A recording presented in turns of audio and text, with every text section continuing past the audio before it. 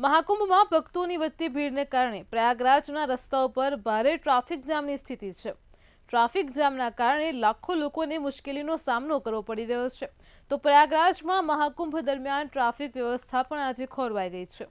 29મી જાન્યુઆરીના રોજ મૌની અમાવસ્યા સ્નાનના દિવસે થયેલી ભાગદોડ બાદ ભીડ થોડી પણ ઓછી થઈ ગઈ હતી, પરંતુ 5મી ફેબ્રુઆરીથી ભક્તોની સંખ્યામાં અચાનક વધારો થયો છે અને તેના કારણે પ્રયાગરાજ હાઈવેથી સંગમ ઘાટ સુધી ટ્રાફિક જામ છે। ત્યારે આજ મુદ્દે અમદાવાદની જનતા પાસેથી જાણીશું કે આવી પરિસ્થિતિમાં પણ પ્રયાગરાજ જવું જોઈએ કે નહીં। 144 વર્ષ બાદ પ્રયાગરાજમાં મહાકુંભ યોજાઈ રહ્યો છે, જેને 1 મહિનો કરતાં વધારે સમય થઈ ગયો છે, પરંતુ દિવસે ને દિવસે પ્રયાગરાજમાં ભીડ છે તે બેકાબૂ થઈ રહી છે અને ત્યારે અમદાવાદના લોકોને પણ પ્રયાગરાજમાં સંગમમાં ડૂબકી લગાવવા માટે જવું છે, કારણ કે 144 વર્ષ બાદ આજે મહાકુંભ આવ્યો છે, તેમાં જે આસ્થાની ડૂબકી લગાવવા માટે સૌ કોઈ તત્પર છે, પરંતુ ભીડ ખૂબ જ છે। પ્રશાસન દ્વારા લોકોને પણ અપીલ કરવામાં આવે છે કે જે લોકો આવતા હોય તે અત્યારે ના આવો। શું કહેશો ભાઈ, પ્રયાગરાજ જવાની ઈચ્છા છે કે નથી? જવાની ઈચ્છા તો ખૂબ જ હતી। ટિકિટ પણ અમારી બુક થઈ ગઈ હતી, 16 તારીખને ફાઇનલ થઈ ગયું હતું, પણ ત્યાં મીડિયા સમાચાર જોતા એવું લાગે છે કે ત્યાં ભીડ વધારે છે, માટે અમે થયેલી ટિકિટ અમે કેન્સલ કરાવી છે અને અત્યારે હાલમાં જવાનું અમે માંડી વાળ્યું છે।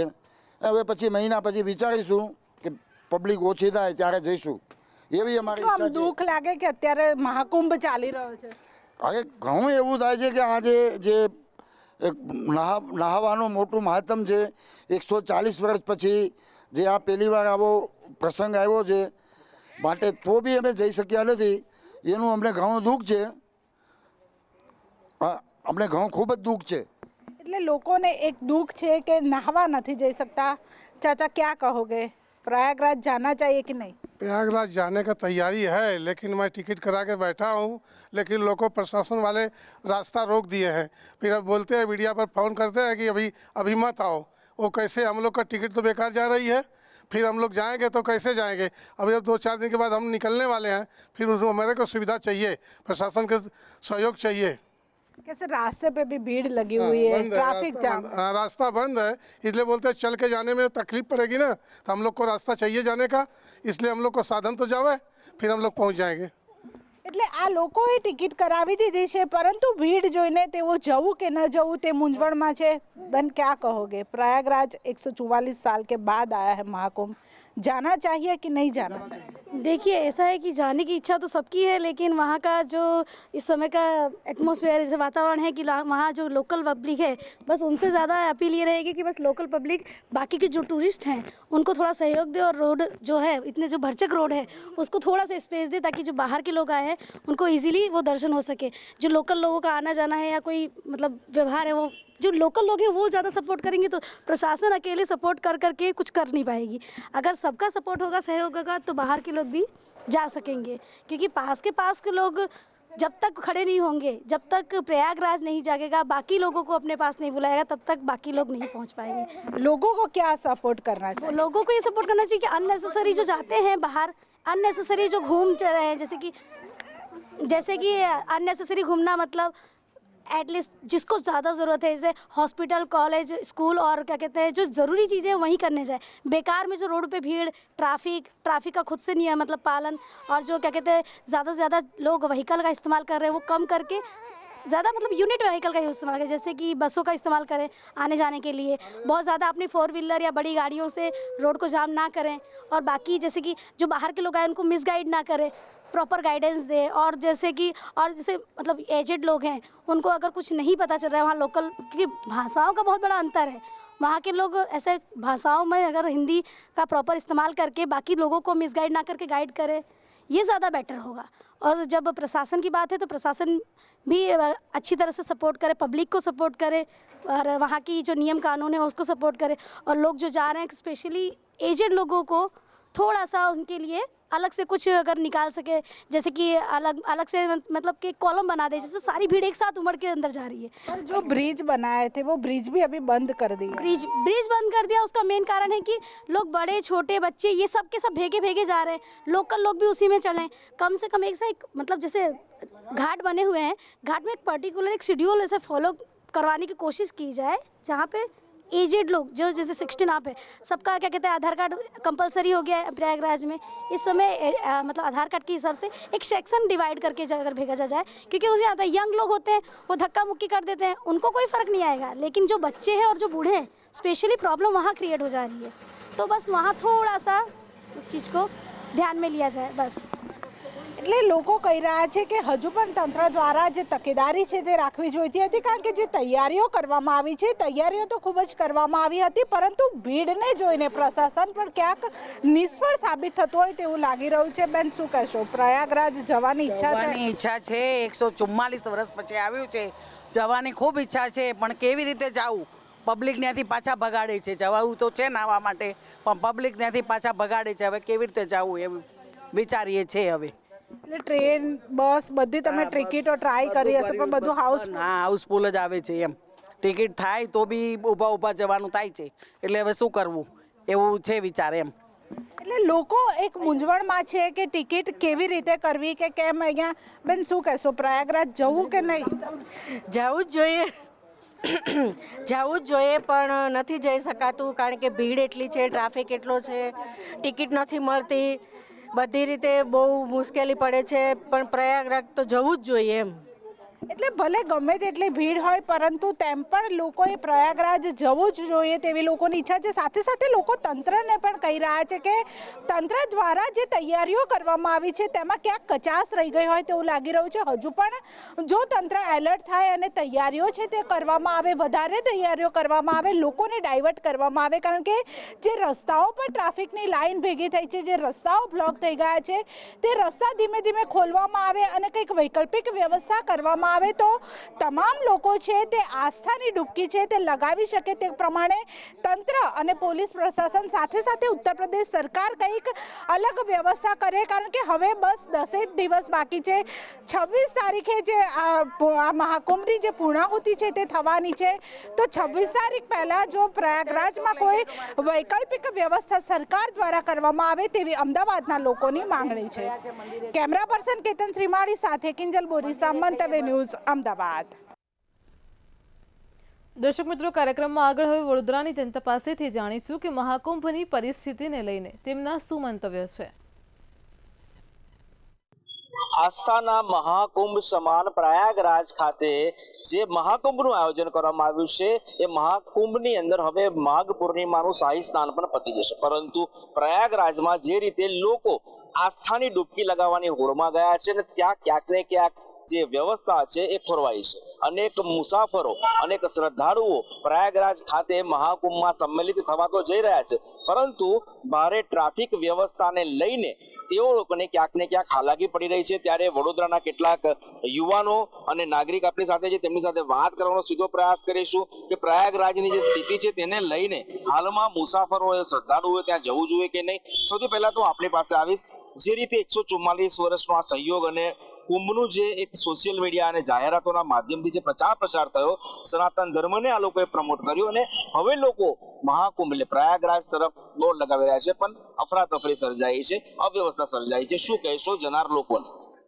144 વર્ષ પછી જ્યાં મહાકુંભ જે થવા જઈ રહ્યો હતો તેની સરકાર ત્યાંની કહેતી હતી કે અમે પહેલાથી આ વસ્તુ માટેની તૈયારી કરતા હતા અને જો આમાં 100 કરોડ લોકો પણ ભારત વર્ષમાંથી જોડાશે સ્નાનમાં તો અમે મેનેજમેન્ટ ત્યાંની જે વ્યવસ્થા છે તમે સંભાળી લઈશું। પણ તમે જોશો કે 4 થી 5 કરોડમાં જ આ વ્યવસ્થા જોવા મળી છે। ત્યાં તેમના અમુક જે મોટા જે વીઆઈપી લોકોને સાચવવામાં ફક્ત એમાં મેનેજમેન્ટ દેખાયું। તમે જોશો કે વચ્ચે કેટલી ભાગદોડ થઈ, ત્યાંની સરકારે આંકડો બહાર નહોતો પાડ્યો। કેટલા લોકો મરી ગયા, સંસદમાં મુદ્દો ગુજ્યો, પણ હજુ સુધી સરકારે ત્યાંનો આંકડો બહાર નહોતો પાડ્યો. અને આ જે મિસમેનેજમેન્ટ ત્યાં થયું હોય, ત્યાંના અમુક વીઆઈપી લોકોને સાચવવામાં ત્યાં સરકારની ક્યાંક ને ક્યાંક ઊંઘમાં સૂતી હોય જે ખરેખર જોવા મળી રહ્યું, તેના લીધે આ પરિસ્થિતિ ઊભી થઈ. અને ચોક્કસપણે હું કહેવા માંગીશ કે આ આસ્થાનો વિષય હતો, એટલે ત્યાં તો જે બી શ્રદ્ધાળુઓ હતો ત્યાં જવાના જ હતા અને આગળ પણ લોકો જવાના છે. અત્યારે પણ તમે ન્યૂઝમાં જોશો કે 300 કિલોમીટર લાંબો જે ટ્રાફિક જામ અત્યારે તમને જોવા મળી રહ્યો છે. એટલે આ કઈ રીતનું મેનેજમેન્ટ છે?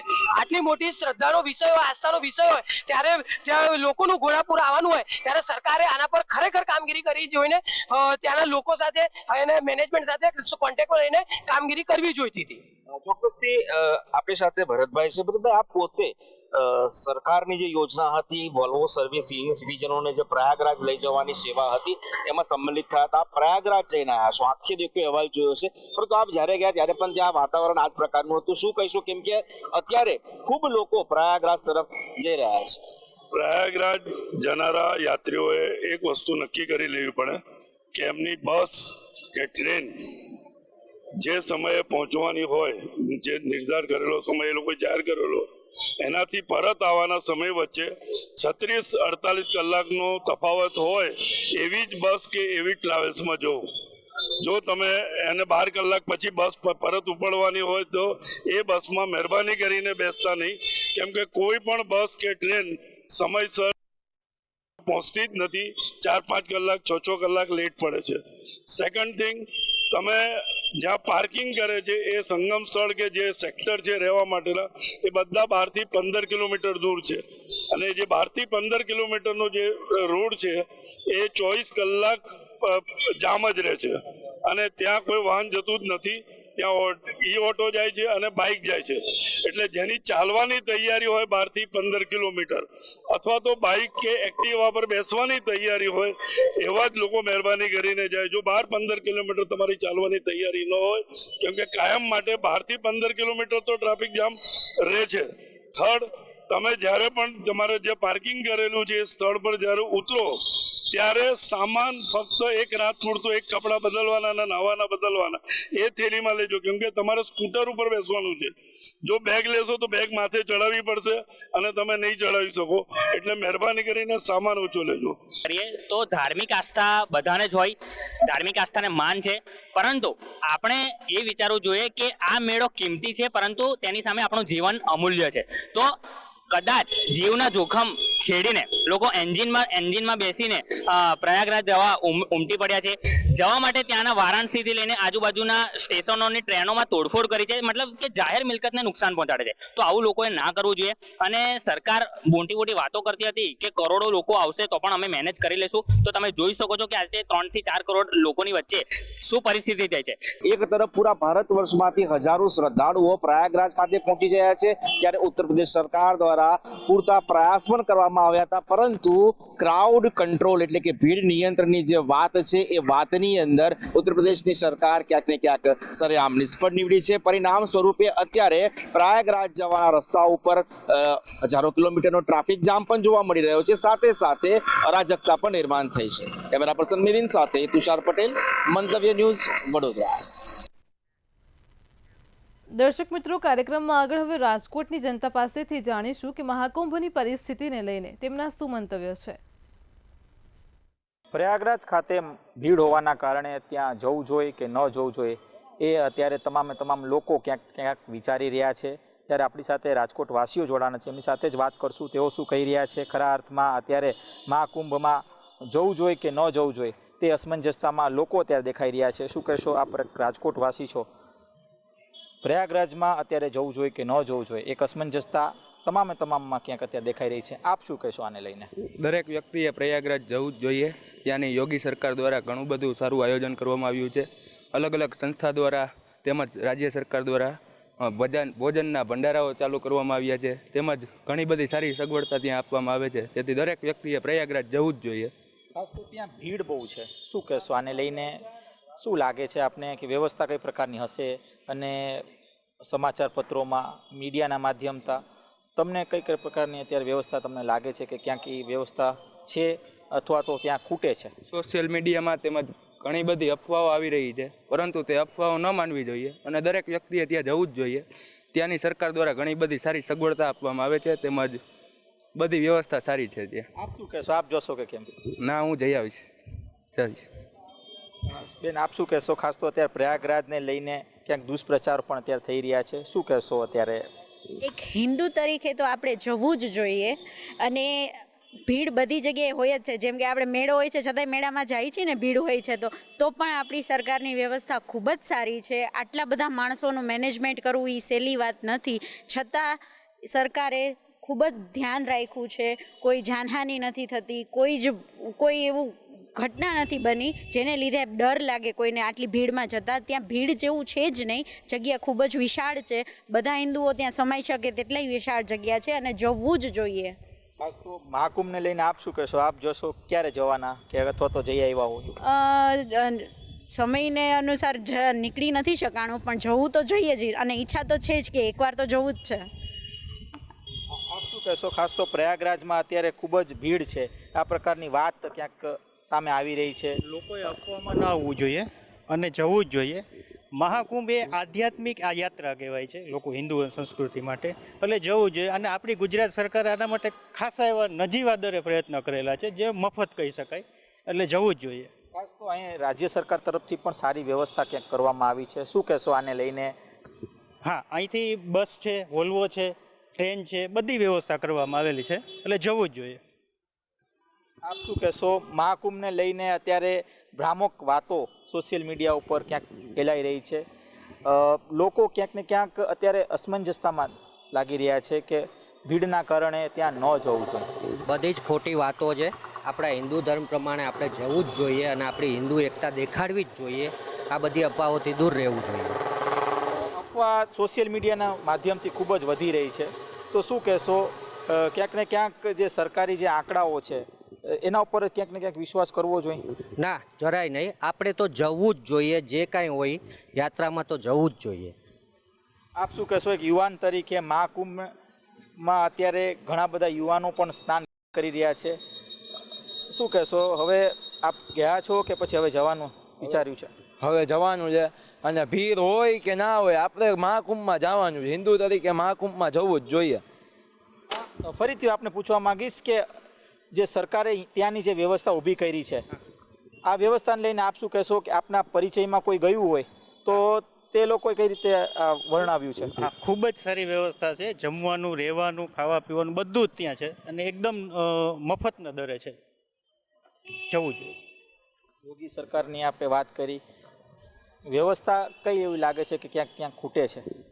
ત્યાં ભોજનના ભંડારા તે બધું ચલાવવામાં આવી રહ્યું છે, અને ખૂબ જ સારી વ્યવસ્થા બધા જ લોકો માટે રાખવામાં આવી છે.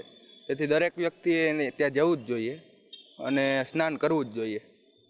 ચોક્કસ ત્યાં હતા આપણી સાથે રાજકોટ વાસીઓ જેઓ જણાવી રહ્યા છે કે હાલ અત્યારે અસમંજસતાની સ્થિતિ ક્યાંક કેટલાક લોકોમાં છે કે ખરા અર્થમાં મહાકુંભના દર્શન કરવા જવું જોઈએ કે ન જવું જોઈએ, અથવા તો જશું તો શું થશે, આ એક સવાલ ક્યાંક લોકોના અત્યારે મનમાં છે. ત્યારે રાજકોટવાસીઓને એવું કહેવું છે કે ખરા અર્થમાં મહાકુંભમાં જવું જ જોઈએ. સરકારે જે પ્રકારની વ્યવસ્થા કરી છે, એટલે કે યુપી સરકારે જે પ્રકારની વ્યવસ્થા કરી છે તેને જોતાં એવું લાગે છે કે ક્યાંક ને ક્યાંક આ જે ભીડની જે વાત છે તે માત્ર ને માત્ર અફવા છે, અને ખાસ તો ગુજરાતથી પણ અનેક પ્રકારની જે વ્યવસ્થાઓ છે તે રાજ્ય સરકાર દ્વારા કરવામાં આવી છે, જેથી કરીને કુંભ સહેલાઈથી પહોંચી શકાય. કેમેરા પર્સન લલિત વ્યાસ સાથે ધ્રુવ કુંડેલ, રાજકોટ. દર્શક મિત્રો, કાર્યક્રમમાં આગળ હવે સુરતની જનતા પાસેથી જાણીશું કે મહાકુંભની પરિસ્થિતિને લઈને તેમના શું મંતવ્ય છે. 144 વર્ષ પછી મહાકુંભ આવ્યો છે, એટલે કે આ પ્રયાગરાજમાં અત્યારે ભારે ભીડ જોવા મળી રહી છે. પડાપડી થઈ રહી હોય એવું પણ કહેવામાં આવી રહ્યું છે, પરંતુ અત્યારનો જે માહોલ છે, શું આ પરિસ્થિતિમાં ત્યાં જવું જોઈએ કે ના જવું જોઈએ, એના માટે તમામ મહાનુભાવો હાલ આપણી સાથે છે. આ મહાનુભાવોથી આપણે વાત કરીને જાણી એમનું શું કહેવું છે, કારણ કે મહાકુંભમાં સ્નાન કરવા માટે જતા જે મુસાફરો છે એમની પણ ભારે ભીડને કારણે વ્યવસ્થા પણ પડી ભાંગી છે. આપ શું કહેજો સર, અત્યારે જે રીતની પરિસ્થિતિ ત્યાં જોવા મળી રહી છે? હું ડૉક્ટર દીપક રાજગુરુ, વિશ્વ હિન્દુ પરિષદ દક્ષિણ ગુજરાત પ્રાંતના વિશેષ સંપર્ક વિભાગના પ્રમુખ તરીકે દાયિત્વ નિભાવું છું. હાલની પરિસ્થિતિમાં આજે માઘી પૂર્ણિમાનો શુભ દિવસ છે.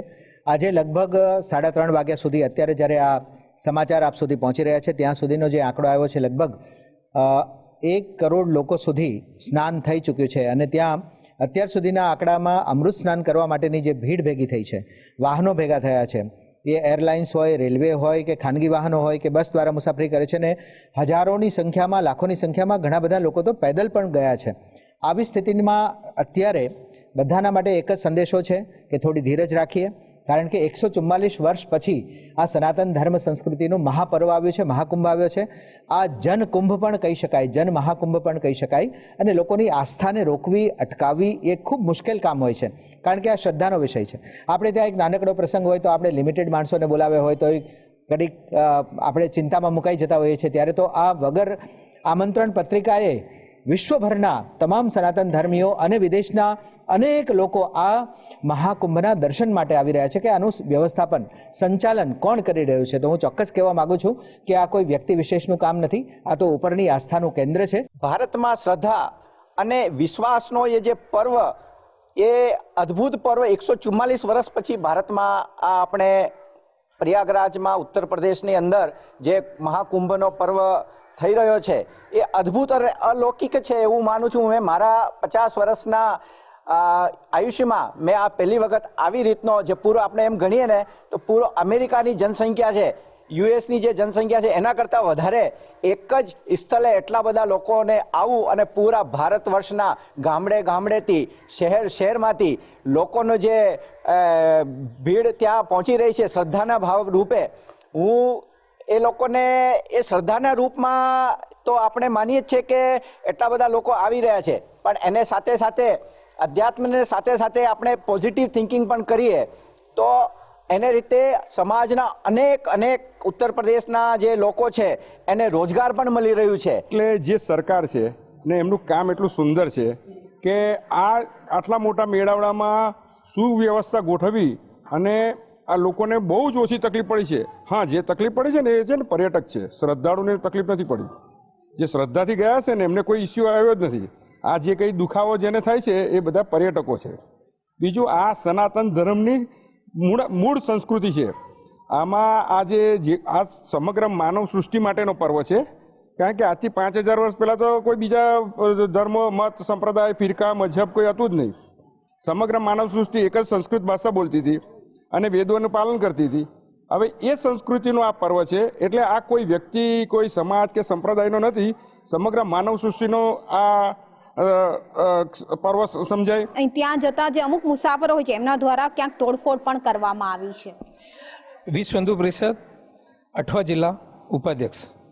હવે એવું તો છે કે સનાતનીઓ એવું કોઈ કરી જ નહીં શકે, પણ છતાં એવું છે કે કોઈ કરતા હોય, વિધર્મીઓ આવી ગયા હોય તો શાંતિ બનાવી રાખે. એને બધું આપણે ધ્યાનમાં રાખીને બધું ધ્યાન રાખવાનું. એને બધાને 144 કરોડ પછી 144 વર્ષ પછી આવ્યું છે તો એનું આપણે ધ્યાન રાખવાનું અને બધા શાંતિથી ડૂબકી મારવાનું. એને ધ્યાન રાખો. જય શ્રી રામ. મહાકુંભમાં વાહનો પર પ્રતિબંધ મૂકવામાં આવ્યો છે. લોકોએ ચાલીને તો જવું પડે છે, પણ લોકોની અંદર જે શ્રદ્ધા છે ને એને લઈને લોકો ચાલવું પણ પસંદ કરી રહ્યા છે. આપ શું માનો છો? જો મારું નામ ભીખુભાઈ ગોહિલ, રામદેવ જિલ્લા સહમંત્રી છું. અને તમે જે કીધું કે ચાલીને જવું, જો શ્રદ્ધા હોય તો કિલોમીટર શું આપણે કિલોમીટર ફરી ચાલવું જોઈએ, શ્રદ્ધા હોય આપણામાં હોય તો. કારણ કે આ કંઈ મેળો નથી, આ તો અવસર છે અને 144 વર્ષે આવે છે.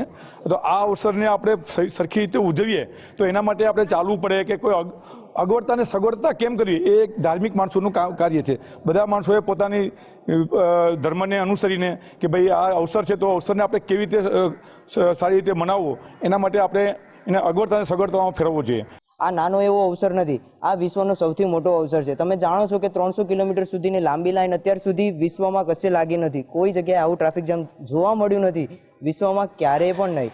અને આ છે આપણું હિન્દુ સંસ્કૃતિનું ગૌરવ કે જ્યાં લોકો ગમે તે સિચ્યુએશન હોય પરંતુ ત્યાં જવા ઈચ્છે છે અને ત્યાં સ્નાન કરવા પણ ઈચ્છે છે.